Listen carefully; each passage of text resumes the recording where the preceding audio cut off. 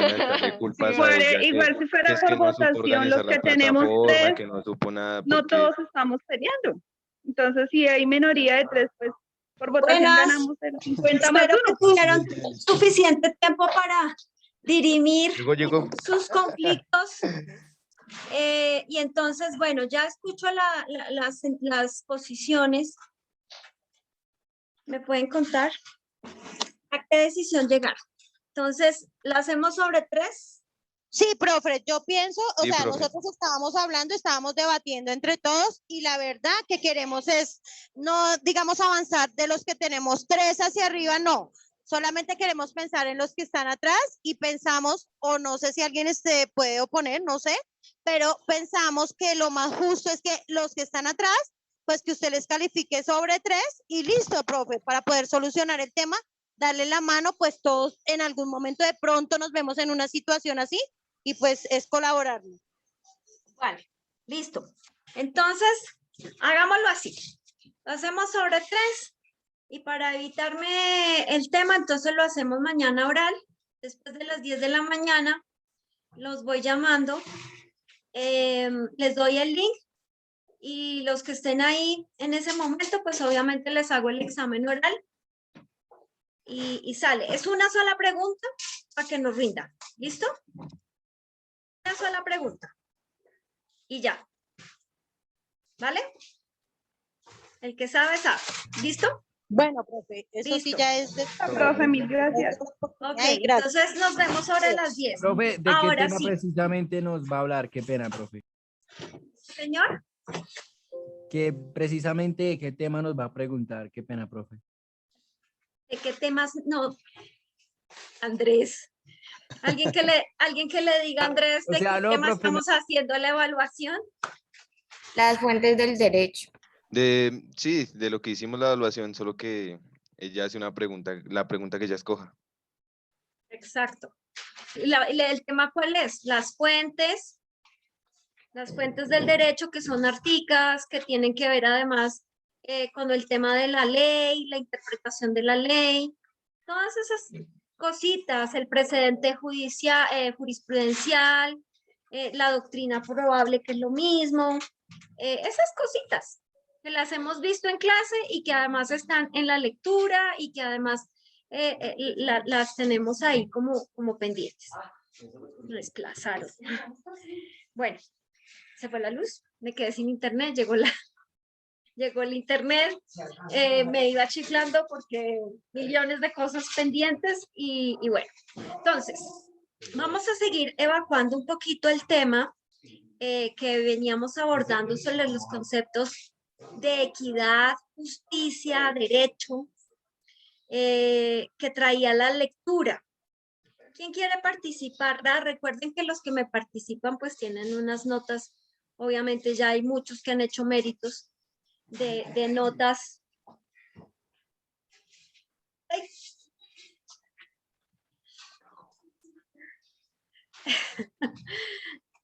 De notas que tienen que ver, de las notas sobre la nota final, ¿vale?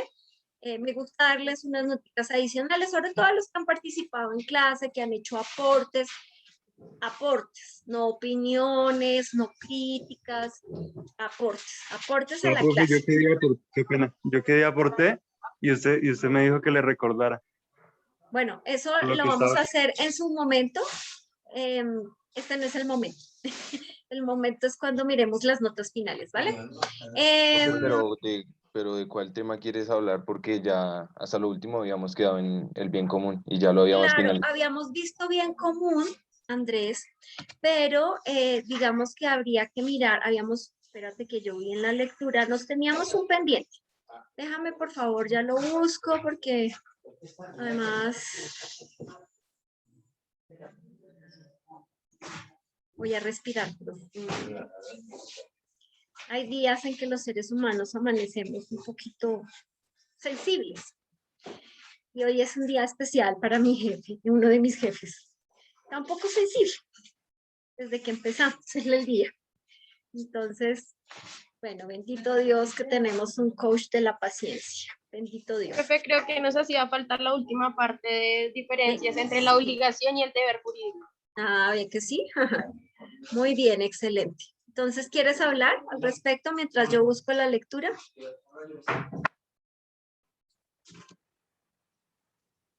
¿Sí, ¿Se está refiriendo a mí? señora? ¿A ti? Ah, ok. Es Pues, que no, ya te digo, a ver, porque es que como cambié de pantalla para mirar la lectura.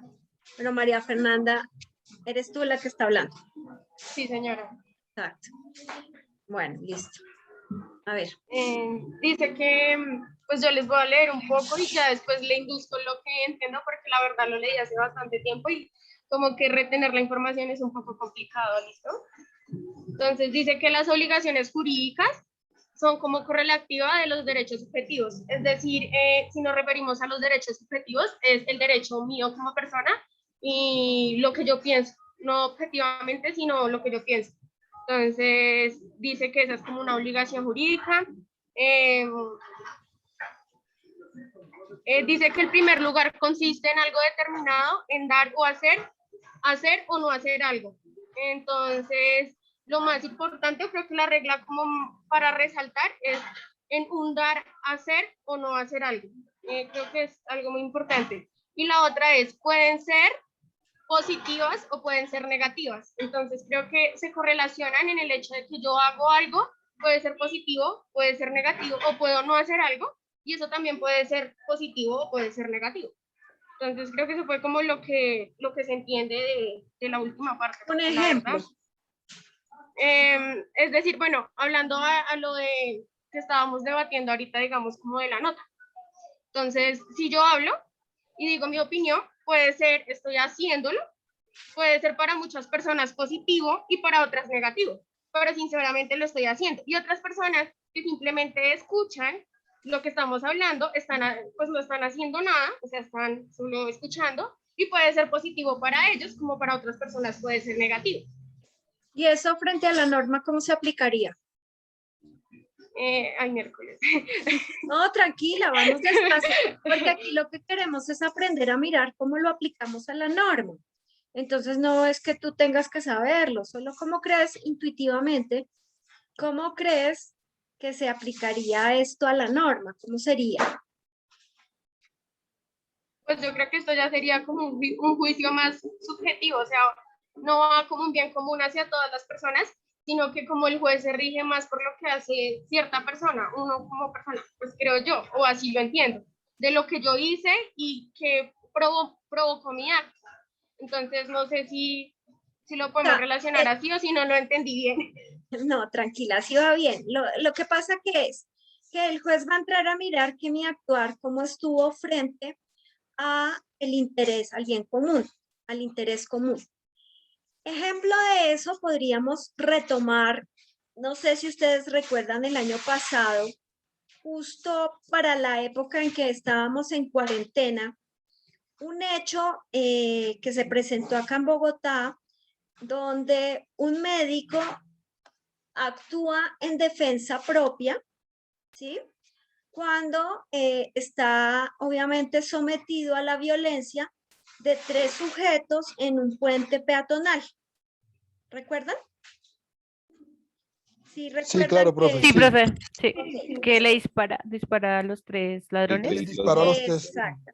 El Los que mató. dispara con tan buena puntería a los tres delincuentes, a los 3 presuntos delincuentes, ¿no?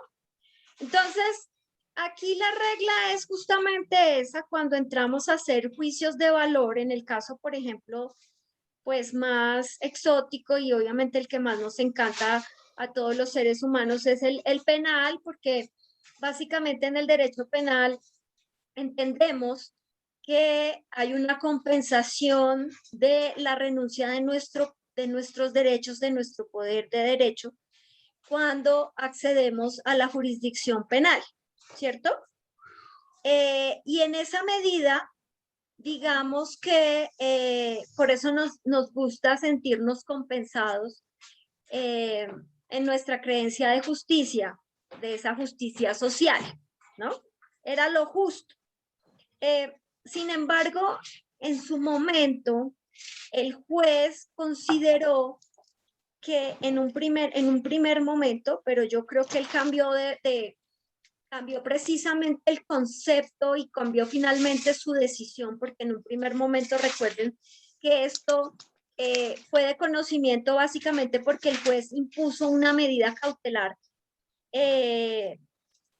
a la persona a la víctima que estaba actuando en defensa propia, ¿cierto? Entonces, digamos que ahí, para el juez, que tenía obviamente todo el conocimiento, la estructura jurídica de la norma, que conoce el espíritu de la ley, que sabe sobre el interés particular, sobre el interés particular que se debe garantizar, pero sobre el interés general que debe ser priorizado sobre ese particular.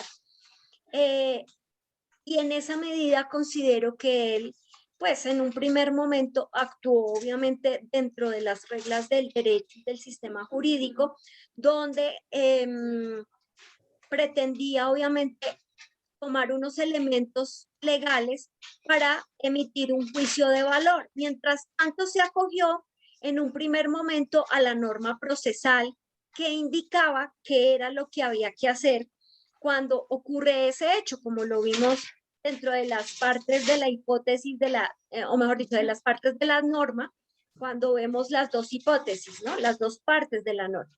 Entonces, cuando vemos que se concreta ese primer hecho sobre el cual se regula y la circunstancia fáctica se materializa, entonces, pues, la misma norma nos indica qué hay que hacer. Fue lo que hizo el juez. La norma procesal penal indica que había que poner, obviamente, en custodia. Más que en custodia, era ponerle una medida preventiva para que el señor, pues, obviamente, no se fuera a ir. Pero entonces la gente entiende que esa medida preventiva, que es una medida previa, que es una medida de carácter cautelar, así se llama, de tener la cautela, de tener la provisión de salvaguardar obviamente el bien jurídico, que es teniendo justamente al sujeto de la violación, porque independientemente de que hubiera sido inicialmente la víctima, él terminó siendo el transgresor de la norma. ¿Sí? Es así de claro. Termina siendo el transgresor y por esa razón el juez, de una manera juiciosa, dice, bueno, si tú matas a tal persona, si además está la cámara, si además lo cogimos en flagrancia, si además él acepta que sí, entonces yo le pongo la medida porque la norma me dice eso. Sin embargo, fue tanto el peso y démonos cuenta que en muchos casos de conocimiento general, de importancia social, los jueces terminan presionados por la sociedad cambiando la decisión o modulando un poco la aplicación de la norma, precisamente porque el interés general prima sobre ese particular. Y entonces así podemos entrar como sociedad a justificar hechos como ese, que obviamente es un hecho que dentro del contexto penal está considerado como un delito, quitarle la vida a alguien, en este caso son 3 personas. Eso lo verán ustedes en su materia penal, donde además van a entrar a medir la proporcionalidad de la defensa, ¿sí? Porque está bien que yo me defienda, pero más o menos es algo así como, yo me puedo defender, pero no mucho. No puedo generar en exceso, no puedo generar el exceso. Y eso fue básicamente el motivo por el cual muchas personas que no son abogadas ni estudiantes de derecho empiezan a hacer esos juicios, desde luego desde su creencia y desde los convencionalismos sociales de justicia, sobre por qué a esa persona, en lugar de premiarla, casi que era el héroe nacional esa semana, ¿no? Se los bajó a los 3 más o menos en términos populares. Entonces, ¿por qué no? Porque en lugar de eso, entonces lo metimos a la cárcel, ¿no? Y no era que lo estuviéramos sentenciando a prisión, sino que sencillamente, pues el proceso dice eso. Va a tener una medida intramural, mientras tanto, una custodia del Estado, donde obviamente le es abstraído su derecho a la libertad de manera temporal mientras asume su proceso de defensa. Pero fue tanta la presión y ha sido tanta la presión social en este país, en muchos casos de alta relevancia social, que los jueces obviamente terminan por acceder. Y digamos así, encontramos justamente la aplicación de ese interés general sobre ese particular, aún sin haberlo materializado, sin haberlo adoptado materialmente al sistema jurídico, ¿sí? En otras ocasiones también lo encontramos de otra manera, de pronto, precisamente cuando decimos, como en el caso de la pandemia, que la gente se quejaba mucho y decía, no, es que yo, por ejemplo, no puedo pagar la seguridad social de mis empleados. Entonces, fue tanta la presión que desde luego el gobierno, con su facultad legislativa, que esa es una de las tareas que estaban pendientes de las clases pasadas, para que me contaran qué funcionarios tenían la potestad justamente legislativa, y en la que obviamente aquí les adelanto que el presidente la tenía con ocasión al estado de emergencia ocasionado por el SARS. Entonces, en esa medida, él con su gabinete deciden hacer un estudio precisamente de la circunstancia social que ameritaba empezar a darle una contingencia a los diferentes asuntos del país que se vieron claramente afectados legalmente, jurídicamente, impactados por una circunstancia como es la pandemia. ¿Listo? Entonces, así nos vamos dando cuenta un poquito que a veces uno dice que esta postura no sirve, pero créanme que sí sirve un poquito. Sirve bastante, más bien. Es básico para que ustedes puedan entrar a hacer sus análisis de las normas en los diferentes asuntos que les aguardan en los siguientes semestres. Y pues, no sé si tienen alguna pregunta al respecto. A ver, miramos si hay alguien aquí. Listo, manitas alzadas.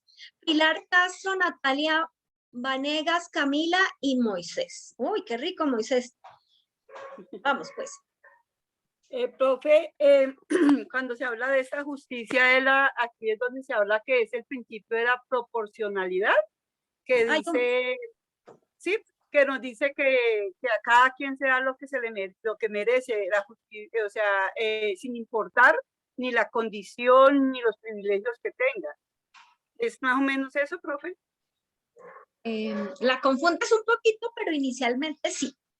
O sea, sin los beneficios que tenga, ese pedazo es en lo que fallas, pero en la primera parte, como lo enunciaste, es correcto. Tiene que ver con la proporción, precisamente, con la manera en que, como hablábamos de igualdad y retomábamos a Santo Tomás con el derecho entre iguales, además es un texto muy bello que ojalá lo puedan leer, el derecho entre iguales, ese derecho básicamente, o su planteamiento teórico del derecho es que hay justicia y la aplicación del derecho en pro de la justicia se hace entre los mismos grupos desiguales. O sea, hay grupos desiguales entre sí, pero al momento de generar justicia, tengo que mirar cada uno de esos grupos para poder garantizarle a esos miembros, a cada uno de esos miembros, una igualdad. Y la proporcionalidad, desde luego, es un principio del derecho que tiene diferentes aristas, que hay que verlo pues con diferentes lupas, porque la proporcionalidad básicamente lo que busca es ese equilibrio. Veía yo y no lo encontré, creo que lo borré, un meme muy lindo que justamente nos hablaba, yo les había mencionado que lo había visto por ahí, sobre qué era justicia qué era proporcionalidad y qué era igualdad. Habían dos niños debajo de un árbol, pero el árbol se encontraba inclinado. Entonces, el niño que estaba a mano izquierda, que era donde estaba la inclinación del árbol, tenía acceso a la naranja. Mientras que el niño de la parte derecha estaba en igual condición, ¿no? Está ahí, pero el árbol estaba, obviamente, como estaba inclinado hacia el lado izquierdo, pues al lado derecho le quedaba más alto alcanzar lo que le impedía alcanzar la naranja, ¿cierto? Ahí, digamos, podemos ver, imaginarnos por un momento lo que es la igualdad. Dos niños iguales, dos niños de la misma edad, con la misma estatura, con diferente ropa, con diferente color de pelo, pero ahí hablamos de igualdad. Sin embargo, cuando vemos una circunstancia tercera, entonces allí empezamos a hacer el análisis de cómo generar, precisamente porque entre iguales no existe la equidad entre ambos, ¿sí? No hay equidad, porque el uno tiene más acceso que el otro. Entonces, acto seguido en el meme aparecía una butaquita. Y claro, el niño de la derecha, de la izquierda, podía alcanzar más manzanas, pues porque el árbol estaba inclinado a la izquierda y lo que no alcanzara con su estatura normal, con la silla lo alcanzaba. Mientras que el niño de la parte derecha, paradito en su silla, igualita a la silla, entonces es esta, muy bien. Gracias, eso. Aquí, mira. Eso, no era la silla, era una escalera. Maravilloso. Muchas gracias, Catalina. Entonces, si la ven, son dos niños y aquí hablábamos de desigualdad. Pero es una desigualdad entre comillas, porque si tú miras, estos dos chicos son iguales. La desigualdad es externa, ¿no? Es la social.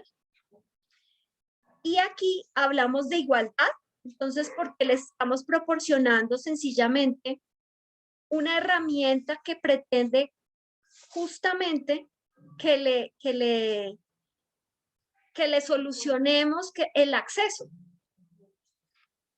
La herramienta precisamente de la equidad, si se dan cuenta, varía, ¿sí? Varía. Y esto sí lo hace, esta variación que no es igual a igualdad, que no equivale a la igualdad, es justamente equidad. ¿Listo? Y luego, cuando hablamos de justicia, esta justicia tiene que ver con la desigualdad externa, o sea, la social. Y aquí por eso hablamos de justicia, que estamos viéndolo desde afuera, desde la parte social. Me encanta esta figurita. Muchas gracias, Catalina. Porque creo que así queda claro nuestro concepto, porque muchas veces la igualdad tiene que darle más herramientas, y esa igualdad que viste al final es lo que se llama proporcionalidad, porque al final es darle a cada uno lo que le corresponde, y no nos corresponde lo mismo en pro de la igualdad. ¿Sí? Listo, ahora sí, continúa. ¿Quién seguía? Yo, profe. Listo, Natalia. Pues, profe, mira que cuando estaba leyendo sobre el derecho, encontré sobre las divisiones romanas del derecho. Y está dividida en natural, en gentes, en positivo, y el último era en público y privado. Pero cuando estaba leyendo, pues más o menos hice mis opiniones, el derecho de gentes era el común a todos los pueblos, y el derecho positivo el propio de cada ciudad. Pero a medida que fui leyendo el derecho positivo me salió el derecho más estrictamente nacional, donde era el que llaman ellos nuestro derecho, y el que estaba reservado al derecho quiritario. Y más adelante encontré el derecho de extranjeros entre sí y con el derecho nacional. Que lo creó. ¿El ¿Señora? derecho qué, perdón? ¿Cuál fue el primero que nombraste? El derecho de gentes. Ah, ok. Que era el común a todos los pueblos, el derecho positivo, que era el propio de cada ciudad, Y en el mismo derecho positivo encontró el derecho más estrictamente nacional, que era el que llamaban como nuestro derecho. Y era aquel que estaba reservado al derecho quiritario. Más adelante encontré los derechos extranjeros entre sí y con el derecho nacional, que lo creó Lambert, que lo llamó el derecho común legislativo, o derecho de gentes, que era aquel del cual hacían uso de todas las naciones. Eso de todas las naciones, no, todas las naciones hacían uso de ese derecho de gentes, que Sí, señora. podríamos entender inicialmente como un derecho, entre comillas, civil, pero también internacional. ¿Listo? Sí, señora. Y más adelante, pues, ya hablando del siguiente derecho, era el derecho público y el derecho privado, donde el derecho público era el referente al Estado, digo, de la cosa romana, y el privado al que miraba la utilidad de cada cual. ¿Cuál es el que miraba la utilidad de cada cual? La utilidad de cada cual era el privado. ¿Cuál era el privado, en efecto? Sí. Pues más adelante pues encontré sobre la moral y el derecho según Ulpiano, donde decía que no todo lo lícito era honesto, donde decía que vale decir que no todo lo lícito es jurídicamente es conforme con la moral, lo que es correcto.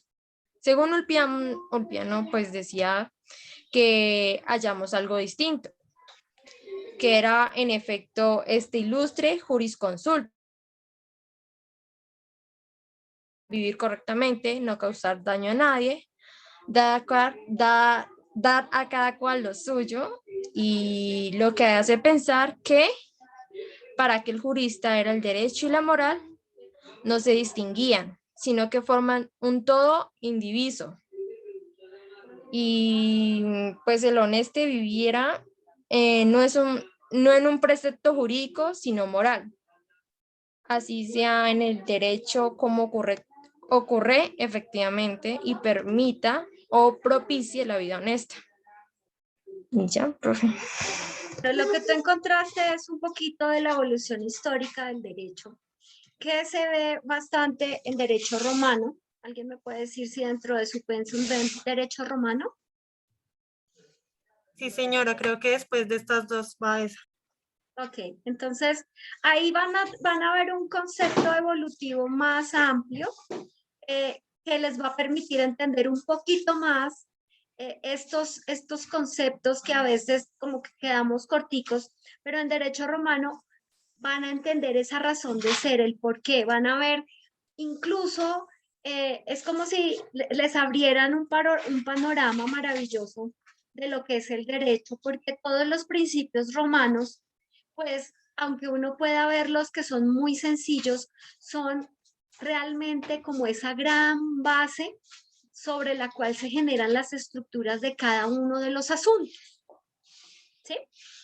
Entonces, para mí, yo creo que al final de que ustedes terminen el derecho romano, van a darse cuenta un poquito sobre la importancia precisamente de estos pequeños conceptos y cómo los manejaban ellos ya un poco más detallado, cómo fue esa evolución. Y encontramos allí la razón de ser de muchas aplicaciones e interpretaciones que pues no hacen parte de esta materia, pero que son justamente el cimiento de nuestro derecho jurídico en Colombia. ¿Vale? Listo. ¿Quién sigue? ¿Camila? Sí, profe. Listo, pues Camila. era más que todo para complementar lo que dijo mi compañera Mafe y lo que dijo Natalia, pues porque yo encontré o relacioné más que todo el deber jurídico y la obligación con eso del ser y el deber ser, porque dice que el deber jurídico siempre es positivo, entonces eso se refiere a que siempre se debe cumplir la norma y que la obligación puede ser positiva o negativa, ya dependiendo de los actos o los hechos. Entonces yo relacionaba el ser con el deber jurídico porque tiene que ser así, o sea, se debe cumplir. Y lo El otro que deber es la ser, obligación. el deber ser. El Ah, deber ok, ser entonces se debe relacionar con esa digámoslo así, utopía que montamos todos en la norma, ¿no? Como ese sueño, ese ideal, esa ilusión. Y el ser es lo que hay ahora. Es este actuar del presente, ¿sí? Que nos lleva justamente a cumplir un deber ser, ¿ya? Y lo otro era más que todo una pregunta porque pues ella hablaba del derecho de la gente, que era el ius gentium o el derecho público, que acá en Colombia se conoce más que todo como el derecho internacional humanitario, pero ahí hablaban que digamos que no había como tal algo que lo juzgara o que estuviera pendiente de ello. Y yo decía como, ¿por qué? ¿No se supone que existe, por ejemplo, la Corte Internacional? ¿O En la ese haya? momento no. En ese momento Ok. no, porque si lo miramos dentro del contexto histórico, el derecho de gentes era el derecho inicial que tenían los ciudadanos reconocidos como ciudadanos. Y para ese momento histórico ustedes van a ver que no todos eran ciudadanos cuando hablamos de derecho romano, por ejemplo, no todos. Solo se cumple la característica de ser ciudadano bajo unos parámetros establecidos socialmente o legalmente y nos permite, digamos, acceder un tricito a entender cómo era que justamente se daba esa dinámica entre comunidades, cómo se reconocían entre ellos, ¿sí? Y se les garantizaba ese reconocimiento a los ciudadanos. Como derecho internacional humanitario empieza a ser justamente el origen, porque pues se respetan, digamos, algunas clasificaciones sociales, unas clases sociales, pero pues como les digo, depende de la clase social a la que hagamos referencia, tenían unas regulaciones específicas, sin embargo, habían otras donde no estaban al 100% protegidos porque no cumplían con los requisitos propios para esas condiciones. Entonces, tienes que entender la lectura, o perdóname, no es entender, porque tú entiendes, tienes que darle un contexto a la lectura desde la parte histórica, ¿sí? Hay que mirar en qué etapa evolutiva de la historia jurídica estamos hablando precisamente del derecho de gentes, que no es el de hoy en día, porque claramente hoy en día ya hemos avanzado, hemos pactado muchas cosas a nivel internacional, no solamente en derecho internacional público, sino en privado. Y entonces hemos hecho, desde luego, hemos pactado incluso organizaciones y organismos internacionales sobre los cuales nos sometemos, pero precisamente porque ya tenemos una evolución un poco más global de lo que es obviamente Estado, ciudadanía, de lo que tiene que ver con el derecho en sí, de los derechos básicos fundamentales. Y entonces eso nos ha permitido hacer un reconocimiento un poco más avanzado en tiempos de paz, que serían los derechos humanos, y en tiempos de conflicto, el derecho internacional humanitario. ¿Listo? Nicolás y Moisés. Listo, profe, me excuso por no tener la cámara prendida, pero es que Tranquilo, sí. tengo una inconformidad. Tranquilo. Quería como opinar algo, no sé, tú me dices pues si estoy en lo correcto o en lo incorrecto. Según lo que yo te he entendido a ti, la equidad no es dar a todo lo mismo, sino dar a cada uno lo que le corresponde. Es decir, que se tienen en cuenta las diferencias de cada acontecimiento, ¿sí? O sea, un ejemplo, digamos, podría ser el de los pagos extras. La equidad también significa que a mayor trabajo se obtenga mayor ganancia. Por eso, si un empleado trabaja más que otros por un pedido de la empresa, la equidad indica que debe cobrar un porcentaje extra o de obtener algún otro tipo de beneficio. No sé si tú me puedes como sacar de esa duda que la tengo ahí, profe. Bueno, podríamos analizarlo. Nuestra compañerita que nos colaboró, por favor, con la imagen, podemos volver a compartir, para que tú en ese contexto puedas decir, bueno, sí, ¿será que el niño se esforzó más y entonces tiene derecho a un reconocimiento adicional? O sea, si lo vemos acá, miremoslo. Tú dices, es que él se esforzó más, acá. ¿Sí? Se esfuerza más, es probable. Hay que entrar a esperar, hay que mirar un poquito las circunstancias, si tú te das cuenta acá, porque muchas veces cuando yo digo, sí hay una proporcionalidad, cuando tú dices que a mayor trabajo, mayor salario, y no es verdad. Hay gente que trabaja y hay que entrar a mirar cuál es la dinámica, si mayor trabajo físico o mayor trabajo mental, ¿no? Hay que mirar esa clasificación, ¿no? Y luego tendríamos que entrar a mirar si estamos hablando en tiempos, en qué tipo de esfuerzo estamos haciéndolo, en qué periodos estamos haciéndolo, ¿vale? O sea, hay que entrar a evaluar, pero la proporcionalidad en sí tiene que ver, claro, con una circunstancia. En el derecho laboral ustedes lo irán a ver en su momento, pues sí, es más es más de equidad, ¿sí?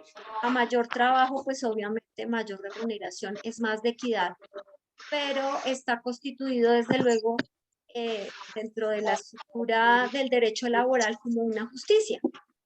¿Sí?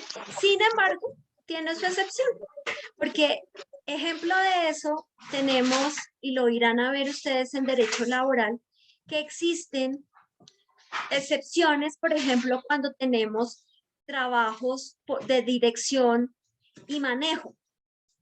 Los cargos altos de dirección y manejo no tienen contempladas las horas extra, por ejemplo.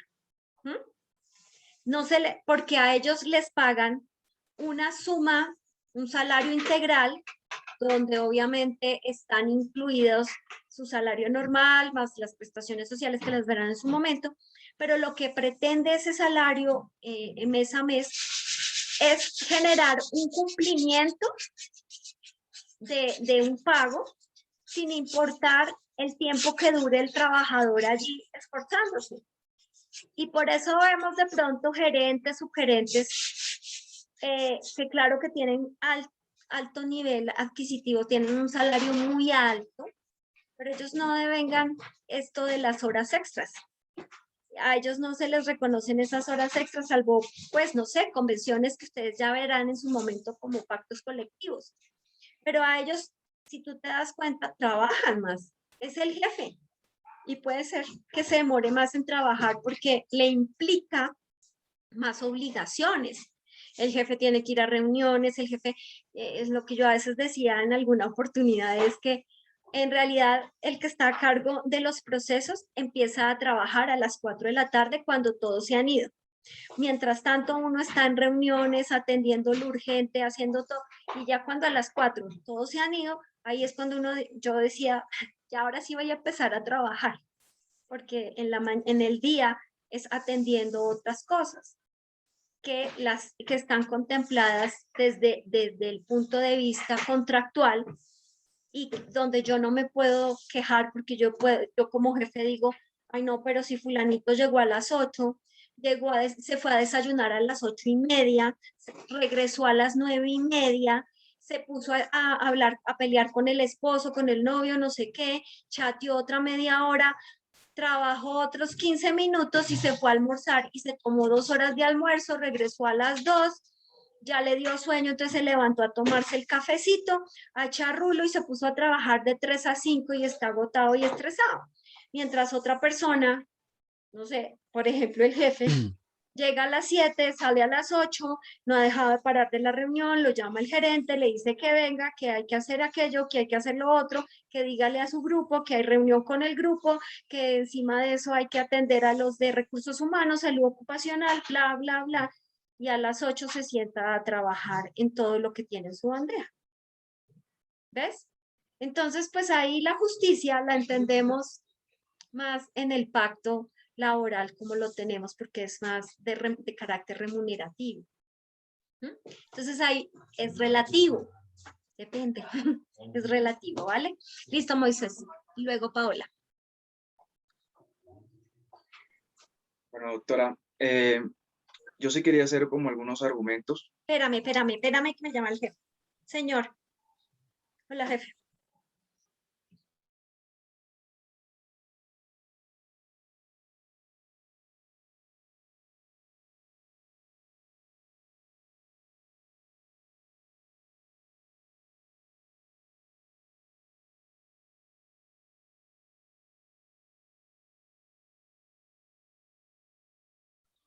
Profe, tiene el micrófono apagado.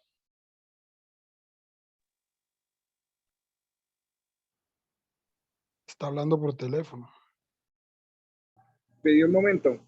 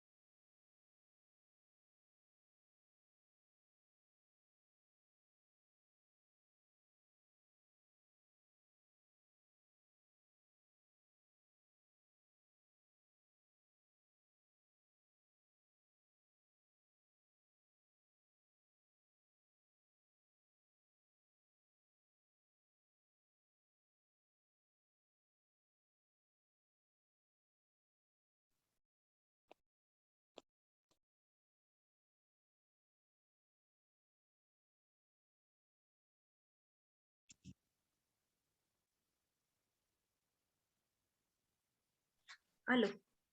Listo, Moisés, ahora sí, disculpa.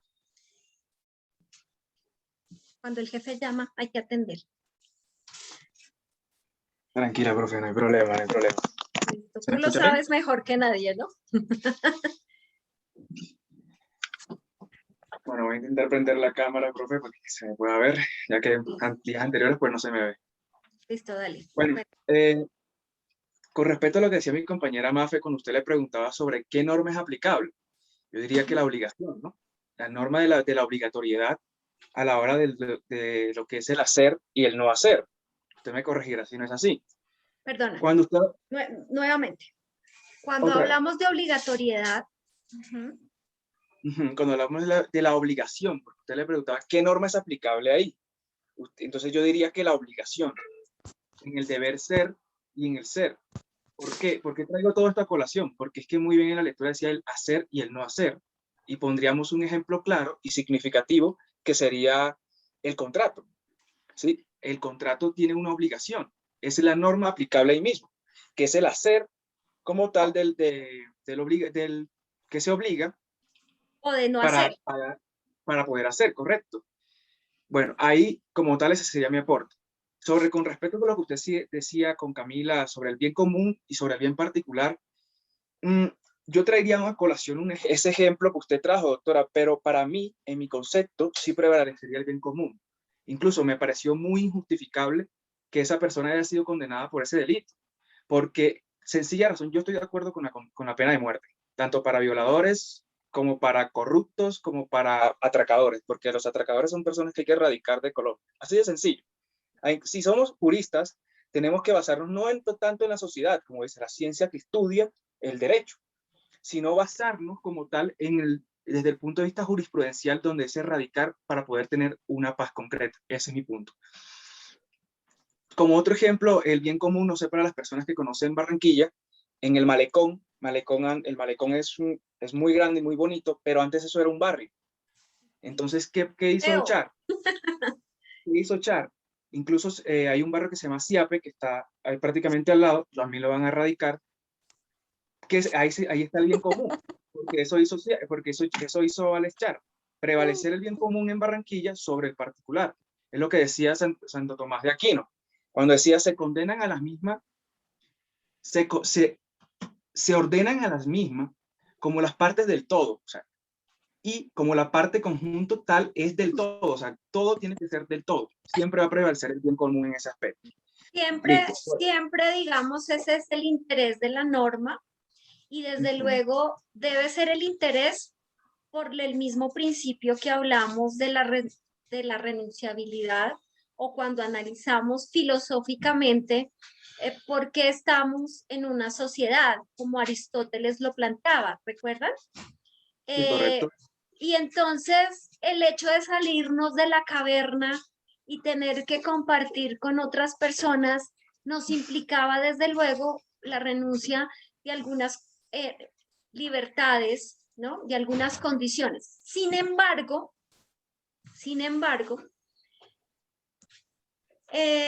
debemos ver que lo que se busca siempre es que estemos en sociedad, obviamente en armonía, en justicia, que evolucionemos, porque solamente lo vamos a lograr ya partiendo y habiendo hecho todo el análisis filosófico en sociedad.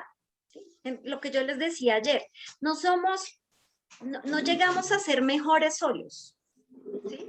Yo puedo, o bueno, por lo menos es lo que pienso yo, es mi criterio, decirles a ustedes que, bueno, dentro de mi filosofía espiritual en este momento, yo considero que sí se trabaja uno personalmente, pero se pone a prueba lo que tú trabajas, lo que tú aprendes con otras personas cuando estás frente a otras. De nada te sirve irte a un retiro, a un monasterio y llegar a momentos de paz, del éxtasis completamente espiritual y bajar de allá y echarle el madrazo al primer señor que se te atravesó en el carro.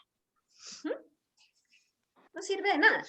Entonces, eso es básico, trayéndolo el ejemplo un poquito a lo que estamos viendo del interés, es eso, no somos perfectos en la soledad, nos imaginamos perfectos en la soledad, pero nos construimos socialmente y por eso la norma, y después de todo ese análisis filosófico, antropológico y social, es que se me vence un recurso y estoy atenta a que lo envíen porque se va para la súper y entonces mi jefecito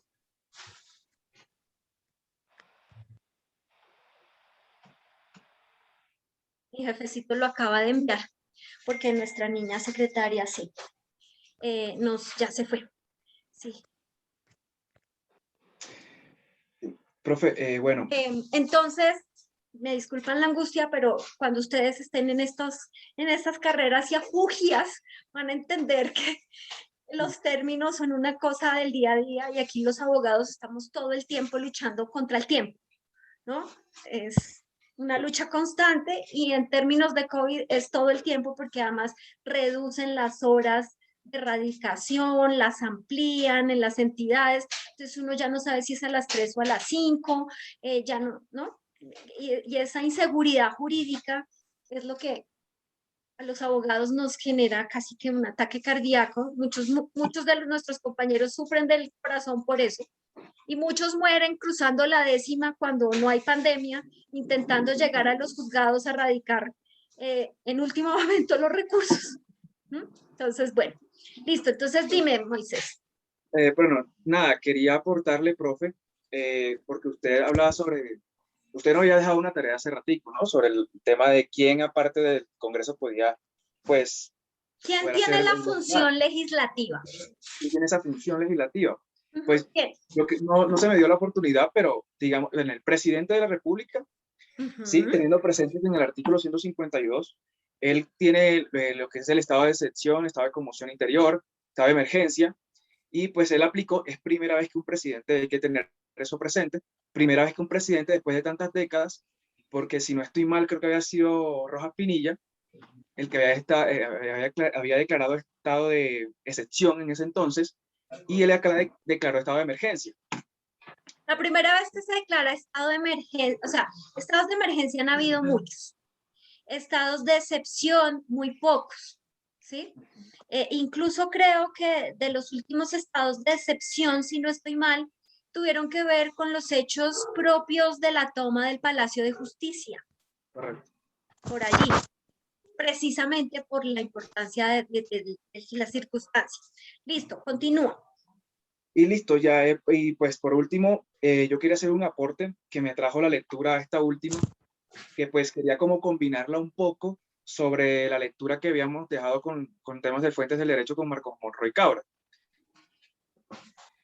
Porque acá nos hablaba un poco sobre la Constitución como tal, de manera intrínseca, si se me permite la palabra. En aquella lectura también me hablaba, y traigo a colación un artículo que estaba investigando, que es el artículo 150 de la Constitución. Ajá. Que prácticamente este artículo, sin este artículo no existe la Constitución, desde mi punto de vista. Porque es como esa fuente, esa obligatoriedad que te da a ti entender qué es la Constitución como tal. Entonces, el artículo 150 es como la fuente del derecho, como la fuente que está dentro de la Constitución, desde mi punto de ver. Sí. Eso era lo que quería aportar, doctor. Listo, muy bien.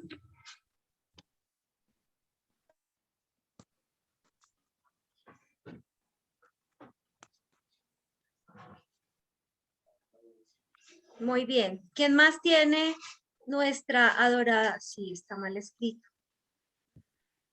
Profe, yo quería participar y con lo que dijo Moisés ahorita, de que el presidente podía hacerlo cuando había un estado de excepción, también encontré que podría hacer decretos leyes, dependiendo pues de las facultades. ¿Quién? El presidente. También podría hacer estado de Ajá. excepción y decretos leyes, ¿Y dependiendo de las facultades. ¿En qué momento? Cuando surgen, digamos, leyes como atribuciones o delegación, o delegación. Ujú. ¿Qué más? ¿Quién más tiene esas facultades? No, es no. Profe, según lo que yo consulté, también las cortes. Muy bien. ¿Las cortes? ¿Qué cortes? ¿Cuándo? Pues no sé si es cierto, pero las constitucionales cuando tienen que estudiar como distintas normas, o sea, no pude verificar bien por qué, pero salía también eso. ¿Las cortes tienen esa facultad? Legislativa, no creo. De pronto de control legislativo. ¿Sí? ¿Quién más? Solo el presidente, solo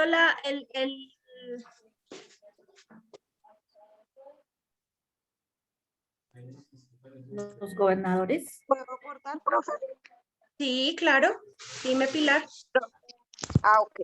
Profe, también serían, ahí entrarían los decretos que pueden generar los ministros o los ministerios. Los decretos de los ministerios. Sí, ¿Y como esos de qué carácter son? ¿Esos son transitorios? No. Son de carácter, no, pero... Son orgánicos. Acuérdate que vimos una clasificación. ¿Legislativo? Son, no, orgánicos, profe. Y entonces ahí tú crees que son, se tiene, espérenme que es mi jefe. Aló. Espérame un momentico. ¿Aló? ¿Aló, aló? ¿Aló? ¿Aló, aló? ¿Aló? ¿Aló? ¿Aló? ¿Aló, aló? ¿Aló? No, permítame un momento porque me están diciendo que rebotaron los archivos.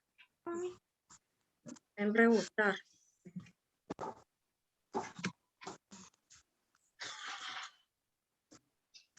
Vamos a hacerlo desde mi computador. Ya, artista presente se le fue la luz y alargó la clase. Sí, qué pena con ustedes, pero se me alargó en ese sentido. Les pido disculpas. Porque se fue la luz, me quedé sin internet y bueno, y en su debido momento, pues, vamos a mirar a ver si así lo está enviando.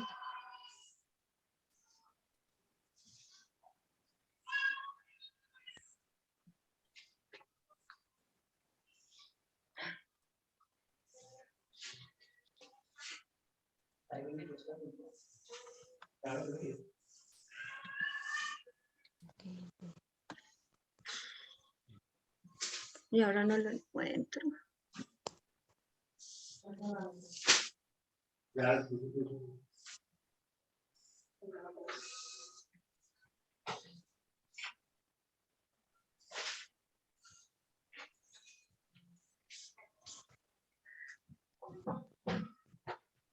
Bueno, ahora sí, cuéntame.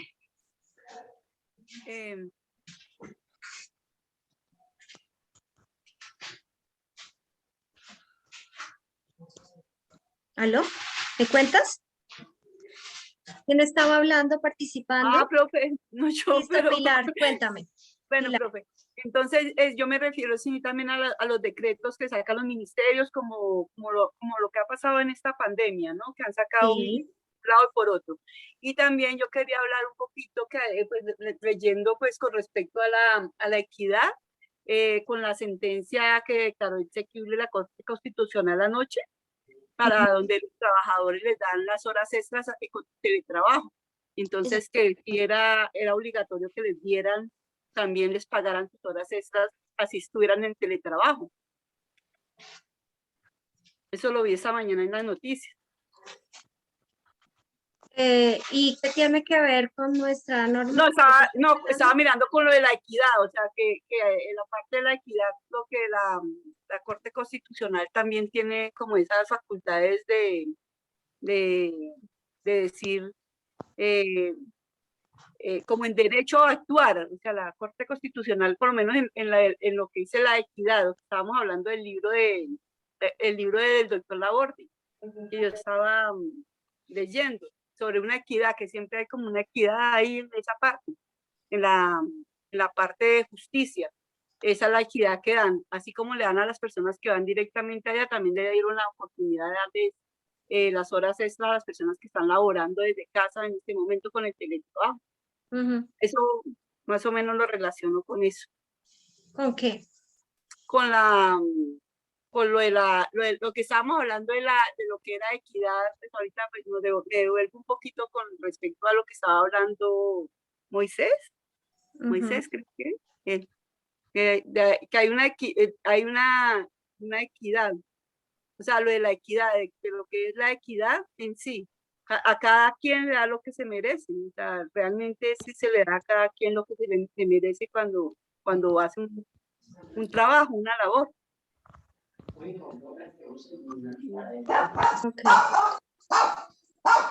Bueno, entonces, ¿qué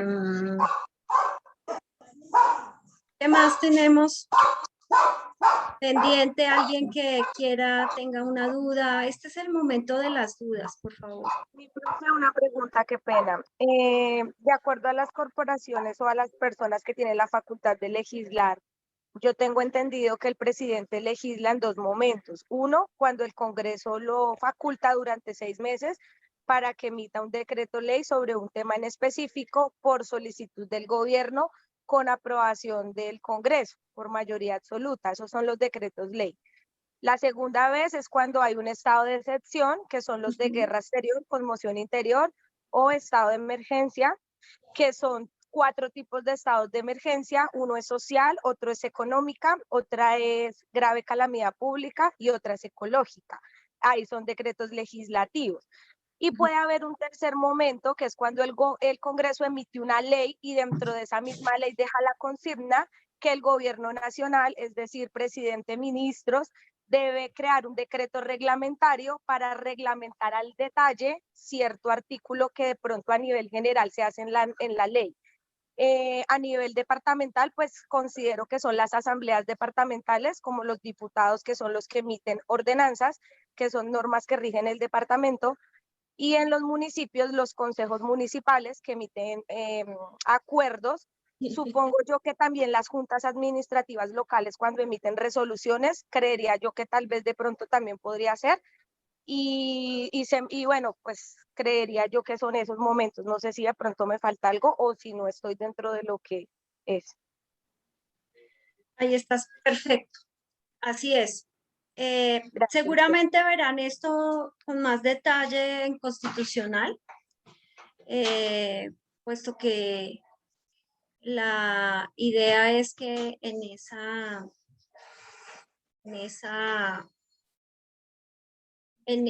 materia ustedes puedan ver ese análisis más tranquilos, con un poco más de detalle de cómo se hace el análisis de las situaciones en las que son habilitantes estas autoridades, en especial el presidente, porque pues tengamos en cuenta que no es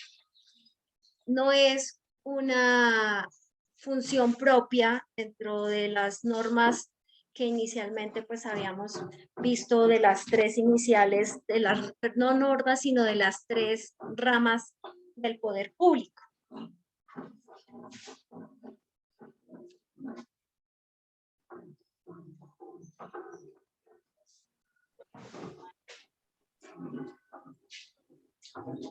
¿Listo? Entonces, pues así someramente, digamos que ya vamos a darle un poco de evacuación al tema. Estoy intranquila con esta vaina. Profe, ahorita usted comentó sobre la seguridad jurídica y no lo sacamos de la lectura. O sea, ¿No la sacamos de la lectura? O sea, perdón, no nos saltamos esa parte de la lectura. O yo no, bueno, y estaba la seguridad jurídica, precisamente he tratado la seguridad jurídica en diferentes tonos. Pero entonces, déjenme, por favor, es que si no radico este recurso, me va a morir. Espérenme un momento, por favor.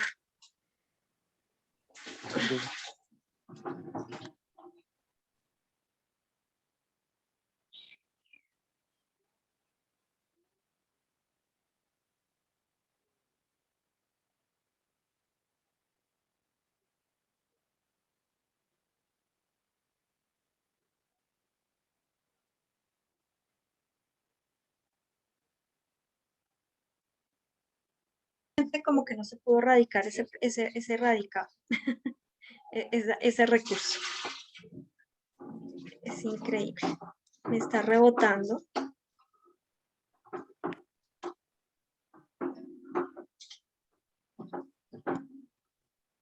Y se fue por donde no era. Bueno, en fin. Pelearemos por eso. Cuando existe un mecanismo de erradicación como es un correo electrónico de carácter institucional y no funciona, y tiene uno justamente el último día para erradicar, y te devuelven el correo porque el correo está cerrado, caído, no habilitado, como lo quieran llamar. Es extraño para este caso de la Supersalud porque ellos tienen habilitado el correo todo el tiempo. Pero hoy es viernes, el cuerpo lo sabe, entonces seguramente quedó ahí, me dejaron en stand-by, todos quedaron en rebotados. Y quedamos todos pues angustiadísimos porque no se envió a tiempo. Perfecto. Entonces, el cuerpo lo sabe, sí señor.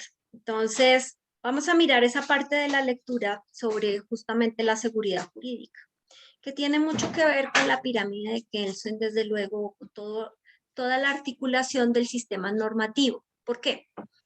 Porque si hablamos de una punta de la que se derivan las otras normas que deben garantizar esos pequeños principios, entonces vemos que cuando empezamos a hacer la ejecución de la norma como administradores de justicia o como funcionarios públicos, deben ir todas en consonancia, en armonía, deben guardar el precepto o los principios legales, judiciales, incluso jurisprudenciales, cuando ya obviamente han sido parte de reconocida fuente, como reconocida fuente. Todos deben guardar, desde luego, esa consonancia entre la una y la otra. Deben tener ese engranaje tan perfecto que no haya manera justamente de que una norma posterior o la ejecución de la norma a través de un acto administrativo o de una sentencia choque con la ley o con la norma superior, sino que va engranadita, debe ir perfecta, debe casar perfecto, no debe haber la mínima duda, todo debe ir garantizado.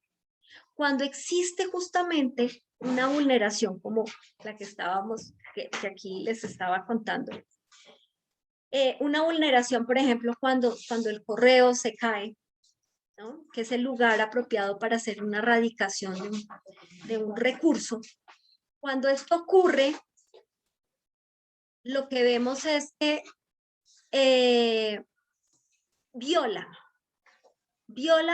si viola un solo principio, el sistema empieza obviamente, a ser inseguro, porque el ciudadano no sabe si en efecto está actuando en correspondencia con la norma, si se le está garantizando o no sus derechos.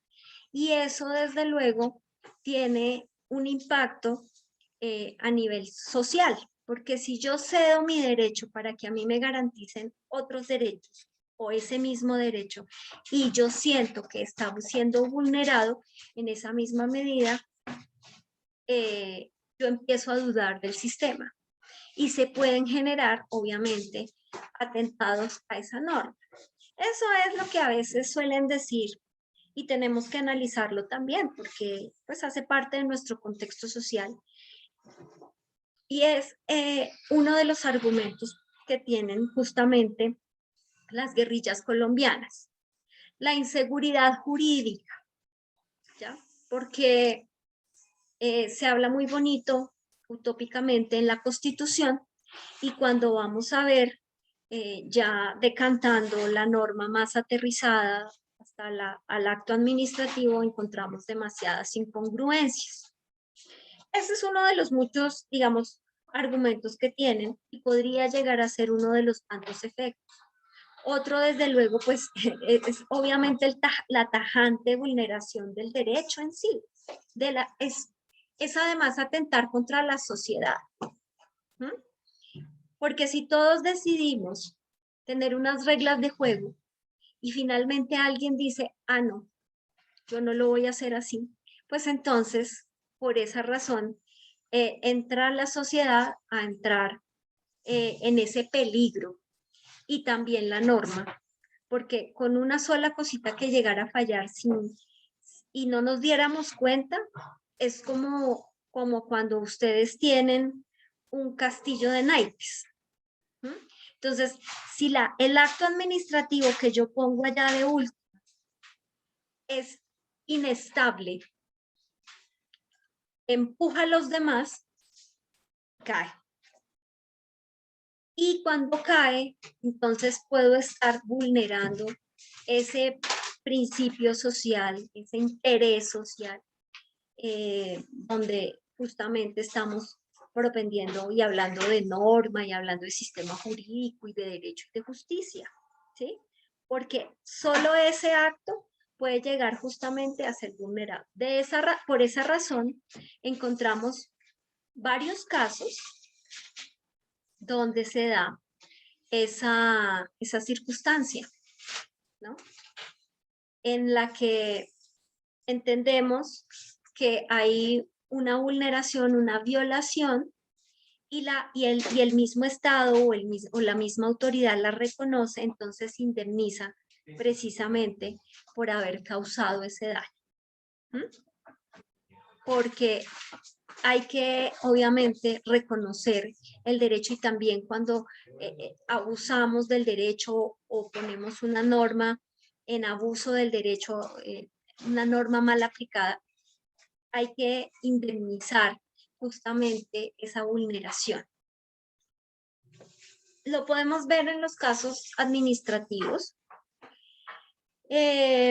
como por ejemplo cuando existen los atentados guerrilleros, o mejor dicho, no entremos tanto en ese. Miremosla, por ejemplo, otro caso muy sonado fue cuando Ingrid Betancourt salió, cuando fue liberada de su secuestro e interpuso su demanda ante el Estado, ¿no? Todo el mundo decía, no, es el colmo. Pero se le vulneraron sus derechos, seguramente la retiró pues más por presión social que otra cosa. Pero si lo miramos, y además porque también tenía ahí una carencia de carácter probatorio, porque a ella el Estado le había advertido previamente que no se acercara al Caguán, porque no le podían justamente asegurar la seguridad, ¿no? Garantizar su seguridad. Entonces, ahí era un factor importante que seguramente lo evaluó y pues contuvo o provocó que ella se fuera, que ella retirara la demanda. Sin embargo, sí podemos hacerlo así. Es un derecho legítimo. Si yo al Estado le doy, por ejemplo, en el caso de las bombas que se pusieron en la época del narcotráfico, yo al Estado colombiano le entregué parte de mi libertad justamente y él me tiene que garantizar lo mínimo. Y dentro de eso mínimo está contemplada la seguridad. Por esa razón siempre terminamos demandando al Estado colombiano por no haber sido precavido o previsivo en asegurarme la ejecución de ese derecho. ¿Vale? Entonces, en esa medida,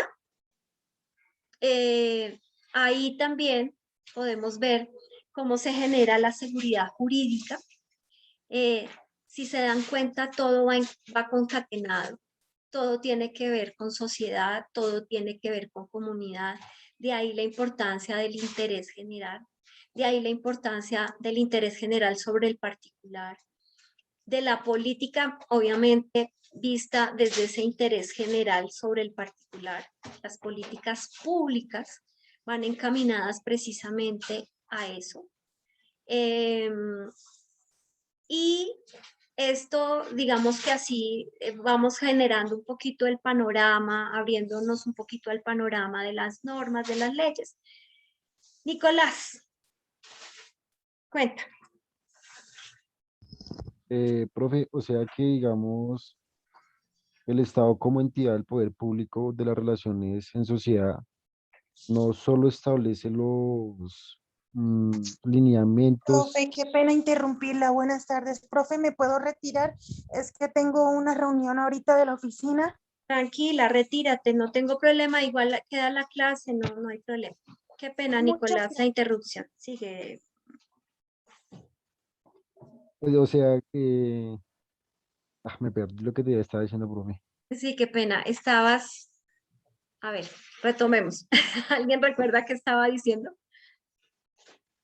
Ya, profe, ya, Ya. estaba diciendo que, digamos, el Estado como una entidad pública, digo, como una entidad del poder público de las relaciones en sociedad, no solo establece los lineamientos y normas a seguir, sino que en un sentido más amplio tiene la obligación de establecer seguridad jurídica al ejercer su poder, ya sea ante político, jurídico o legislativamente. Sí, claro. Cuando a ti te dan, por ejemplo, un cargo público, ¿sí? El más pequeñito que sea, el de ser asistente de oficina, por ejemplo, te están otorgando unas funciones que te delega el Estado.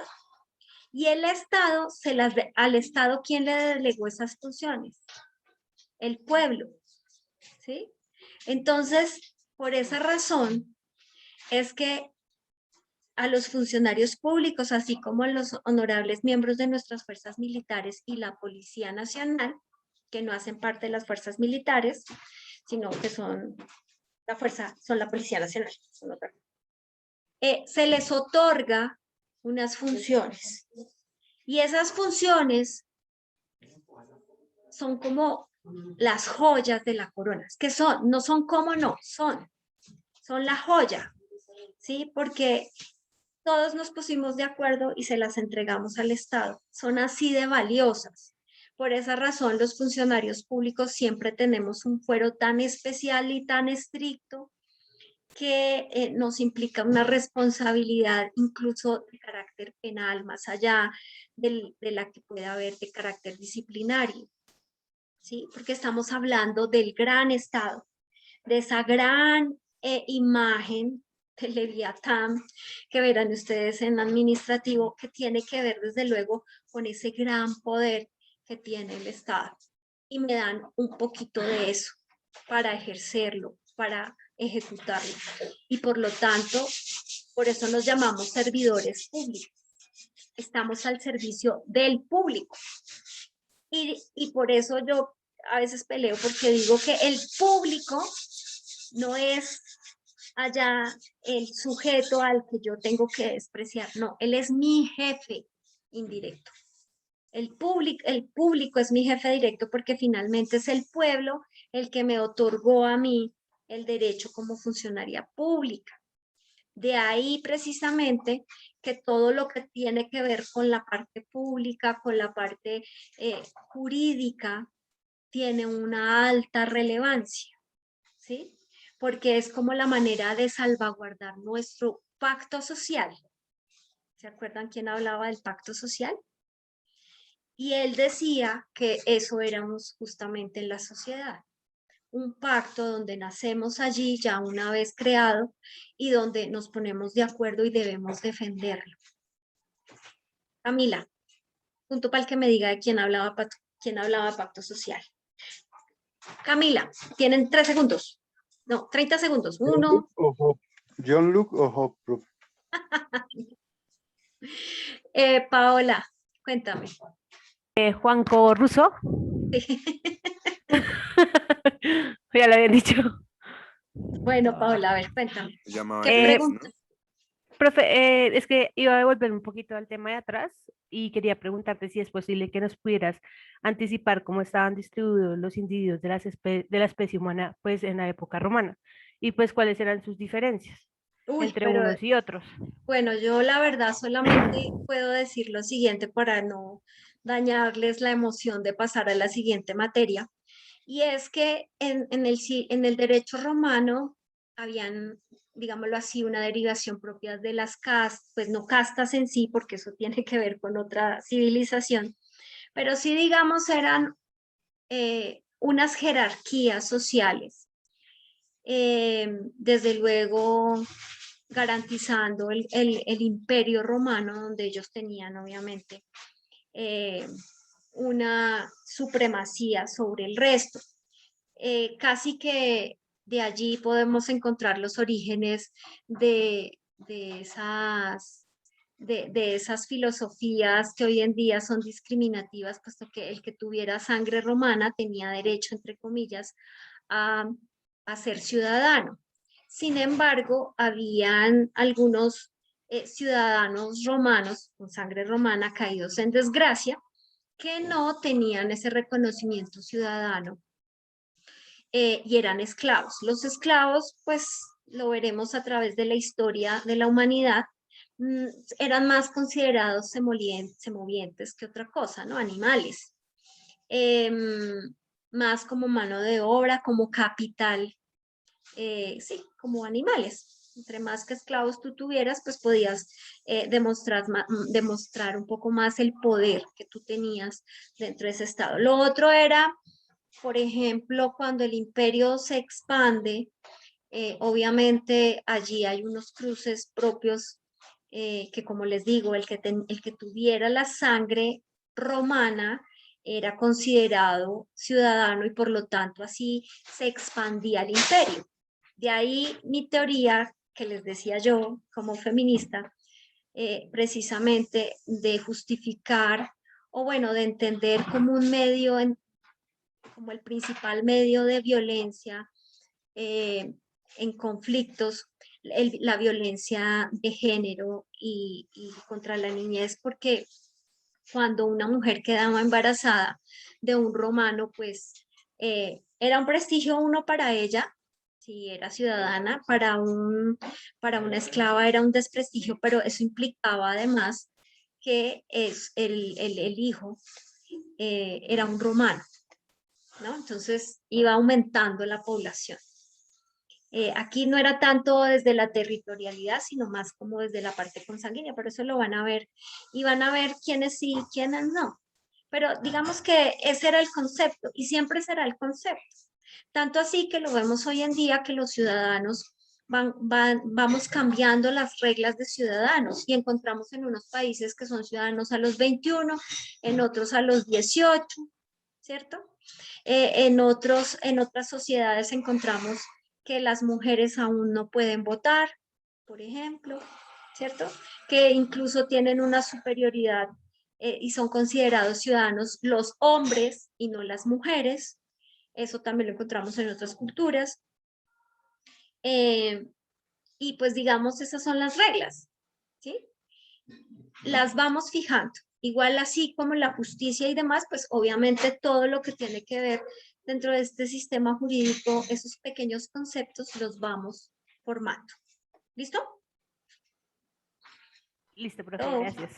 Listo. Listo, profe, gracias. Más allá, no me corresponde, chévere la sorpresa que les va a dar el profesor de Romano. Listo, Nicolás Pineda. Profe, o sea que la seguridad jurídica es como la garantía dada al individuo por el Estado de su persona, sus bienes y, digamos, Es sus la derechos. garantía. Es la garantía que te da el Estado, que te dan las 3 ramas de Montesquieu. Que te dicen que son más, claro, porque el derecho estatal evoluciona y como yo les decía, en Colombia son 5. Sin embargo, aquí vamos a ver cómo nosotros intentamos separarlas desde un comienzo, básicamente para que no tuviéramos ese problemita de vulnerarnos esa seguridad jurídica. Uno se dedica a hacer la ley, el otro a ejecutarla, que es el ejecutivo, y el otro a juzgarla, que es la rama judicial. Pero se encuentran excepciones en las mismas ramas, muy específicas que deben estar normadas y que se deben cumplir. Si yo no las cumplo, pues entonces genero obviamente un vicio y el Estado me tiene que dar la seguridad de que yo como funcionario jurídico atenté contra ese sistema, el Estado me tiene que asegurar que me va a restablecer ese principio. Y es básico, porque ¿para qué nos sirve entonces tener una norma? Somos positivistas. Entonces, pues sí, la norma está ahí y tengo que cumplirla. Así le dé la interpretación que sea. Si dentro de la interpretación violento, pues obviamente debo indemnizar y garantizar que lo que dijimos, que lo que pactamos, se está dando. ¿Vale? Y esa es la idea, esa es como lo que me genera a mí como ciudadano tranquilidad. Me van a responder. ¿Mm? Y qué triste cuando a uno le dicen, ay no, resulta que no, señor, que de malas, que no, que mire, a ver, demuéstremelo, y cuando me lo demuestre, entonces yo lo indemnizo y le digo que sí o que no, ¿sí? Porque pues además es la regla del juego. Tengo que demostrar que se equivocaron, que hubo un daño. Bueno, eso ya tendrá que ver con administrativo, pero entonces digamos que así se va haciendo la construcción de todo lo que es nuestro sistema jurídico. ¿Vale? ¿Alguna pregunta? ¿Listo? Bueno, Entonces, los dejo descansar. Espero que haya quedado todo aclaradito. Ya esta lectura la terminamos. Mañana nos vemos a las 10 con los que van a estar. El link se lo genero a Dara y se lo paso a Dara para que lo haga extensivo. Y pues mañana los veo, obviamente lista en mano. Estudien. Una feliz tarde. Que la pasen bien. Igual para usted. Profesora, muchas Lo mismo, gracias. profe, Dios la bendiga. Muy bien. Chao, profe. Buen fin Listo, de hasta semana. luego, gracias. Hasta luego, chao. profe. Que esté